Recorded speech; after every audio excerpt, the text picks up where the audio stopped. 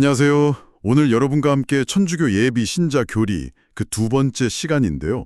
제2과 우리가 내려야 할 결단에 대해 좀 깊이 이야기 나눠보겠습니다. 네, 반갑습니다. 이 시간에는 이제 신앙을 새로운 삶의 기준으로 삼는다는 게 어떤 의미인지, 또 어떨 때는 단호하게 좀 끊어내야 할 것들도 있잖아요. 그렇죠, 네. 그런 것들이 뭔지, 그리고 많은 분들이 정말 궁금해하시는 것 같아요.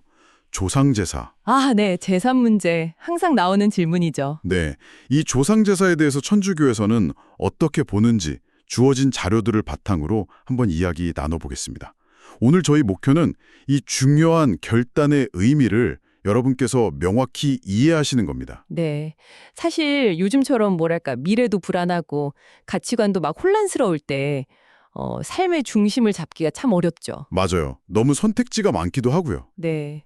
그래서 이 교리 자료들이 바로 그 지점에서 왜 신앙이 중요한 기준이 되어야 하는지, 또 그 기준을 세우려면 어떤 결단이 필요한지를 좀 강조하고 있습니다. 이 결단이 여러분 삶에 어떤 의미가 될 수 있을지 같이 한번 살펴보면 좋겠습니다. 좋습니다. 그럼 먼저 그 자료에서 신앙이 삶의 새로운 기준이 된다.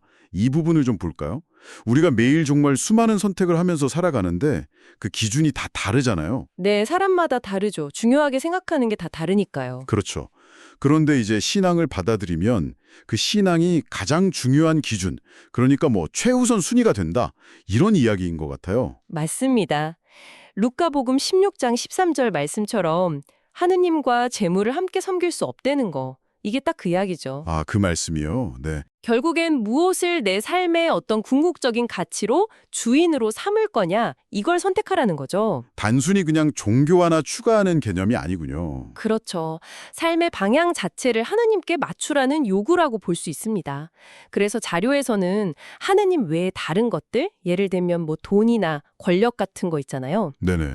그런 걸 삶의 어떤 최종 의지처로 삼는 태도, 이걸 일종의 우상 숭배로 보고 경계하는 겁니다. 두 주인을 섬길 수 없다는 게 결국 내 시간과 에너지를 어디에 제일 많이 쓰고 있나? 이걸 좀 돌아보게 만드는 질문 같아요. 그렇군요. 그럼 단호히 거부해야 할 것들 중에 그 미신행위들 있잖아요. 뭐 점을 본다거나 운명론 같은 거요.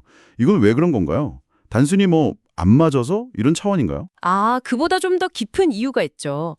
교리 자료를 보면 이런 점술이나 운명론 같은 것들이 인간에게 주어진 그 자유의지 있잖아요. 네.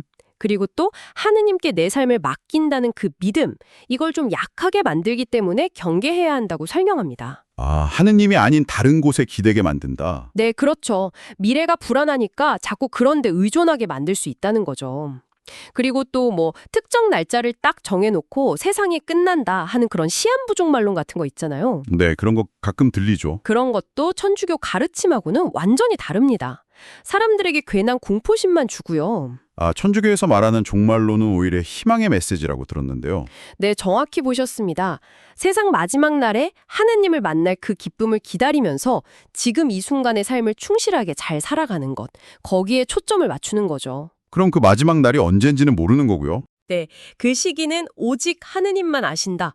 이렇게 분명히 이야기합니다. 그러니까 불필요한 불안감 가질 필요 없이 희망을 갖고 준비하는 자세가 중요하다는 거고요. 마찬가지로 뭐 전생이라든지 윤회사상 같은 것도 받아들이지 않아요.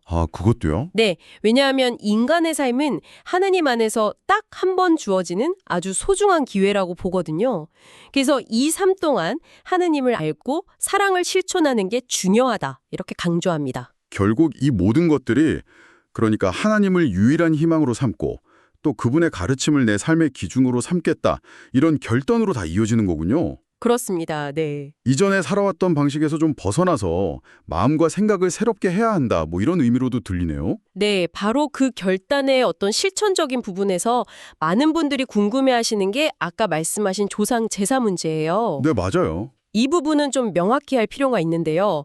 교리 자료에서도 천주교가 조상에 대한 효도나 공경 자체를 금지하는 게 절대 아니라고 밝힙니다.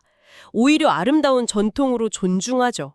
그럼 제사상에 음식 차리고 절하고 이런 건 괜찮은 건가요? 네, 괜찮습니다. 음식을 차리고 또 십자가와 조상 사진을 함께 모시고 예를 갖춰서 절하는 것, 이건 허용됩니다. 그렇군요. 핵심은 공경이냐 숭배냐 이 차이를 아는 거예요. 천주교에서 제사는 돌아가신 분들을 기억하고 그분들의 영원한 안식을 위해서 기도하고 또 가족들끼리 사랑과 유대를 확인하는 그런 효의 실천으로 이해합니다. 효의 실천. 네. 그런데 조상을 마치 신처럼 여기거나 신격화하는 듯한 그런 인상을 줄 수 있는 표현들 있잖아요.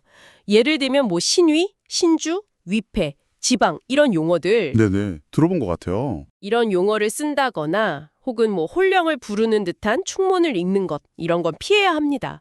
어디까지나 돌아가신 분을 존경하고 기억하는 공경의 마음을 표현하는 게 중요한 거죠. 숭배가 아니고요. 명확하게 구분이 되네요. 공경이지 숭배는 아니다. 네, 그게 핵심입니다. 오늘 이렇게 천주교 신앙을 받아들이는 과정에서 우리가 내려야 할 결단에 대해 여러 측면을 좀 살펴봤습니다.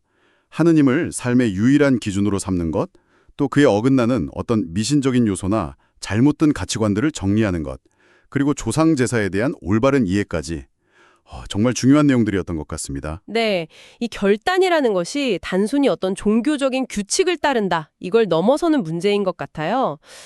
삶에서 마주하는 수많은 갈림길 앞에서 내가 정말 무엇을 붙잡고 나아갈 건지, 내 삶의 가장 깊은 곳에 무엇을 중심에 둘 것인지 이런 근본적인 선택과 연결되는 거죠. 그렇네요. 그래서 하느님을 삶의 유일한 기준으로 삼는다는 것이 여러분의 매일매일의 결정이나 마음가짐에 구체적으로 어떤 변화를 가져올 수 있을지 이걸 계속 좀 생각해 보시면 더 깊은 의미를 발견하실 수 있을 겁니다. 네, 오늘 이야기는 여기까지 나누도록 하겠습니다. 오늘 하는 이야기가 여러분께 조금이나마 유익했기를 바랍니다. 네, 도움이 되셨으면 좋겠습니다. 혹시 더 많은 이야기를 원하시면 저희 양성성당 유튜브 채널 방문해 주셔서 구독과 좋아요로 응원해 주시면 정말 감사하겠습니다. 네, 부탁드립니다. 다음 시간에 또 의미 있는 내용으로 찾아뵙겠습니다.